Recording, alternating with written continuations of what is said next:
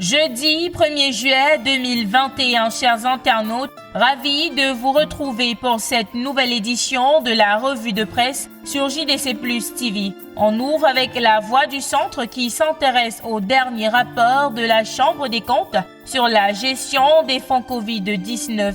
Le bi-hebdomadaire nous fait savoir que ce rapport enfonce le clou dans la plaie qui avait pris corps après la publication du rapport préliminaire. Le journal écrit que ce second document qui circule sur la toile et qui aurait dû être présenté à l'Assemblée nationale atteste qu'il y a bel et bien eu détournement des fonds du Covid-19. Entre surfacturation et violation du Code des marchés publics, les vices de procédure sont légion. La Voix du Centre ajoute que ceux qui étaient incriminés au départ restent dans le viseur de la Chambre des comptes. Et d'ailleurs, tel que souligné par Défi Actuel, 12 poursuites pénales sont en vue avec la Chambre des comptes qui confirme les fautes de gestion. Les recommandations de cette haute juridiction au sujet du Covid-Gate sont à lire dans les colonnes de Défi Actuel, parution de ce jeudi. On poursuit cette revue de presse avec la revue du Patriote Hebdo qui s'intéresse à la gestion des vaccins anti-Covid.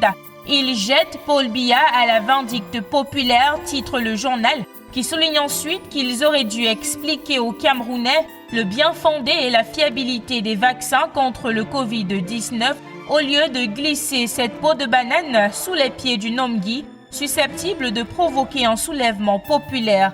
Comprendre la position de la revue du Patriote Hebdo en lisant l'intégralité de l'article proposé en page 3.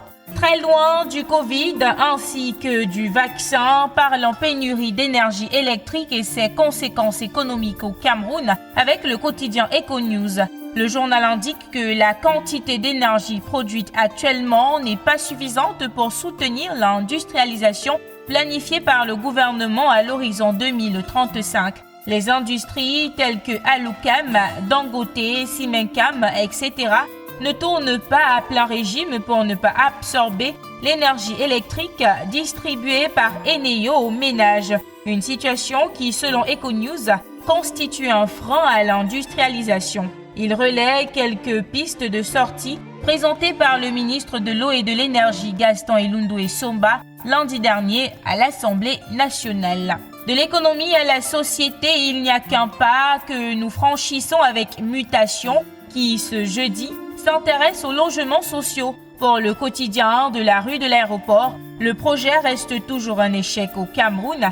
Il souligne qu'en plus de l'offre largement inférieure à la demande, l'habitat disponible va en majorité aux nantis. Une situation qui suscite des débats vifs à l'Assemblée nationale, tel que présenté par Mutation en pages 6 et 7.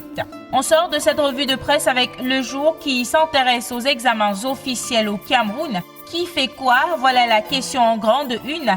Le quotidien d'Aman Mana établit les responsabilités des acteurs impliqués dans la chaîne en page 4 de sa parution de ce jeudi. Et voilà qui vient mettre un terme à cette édition de la revue de presse sur JDC Plus TV. Merci d'avoir regardé. À demain.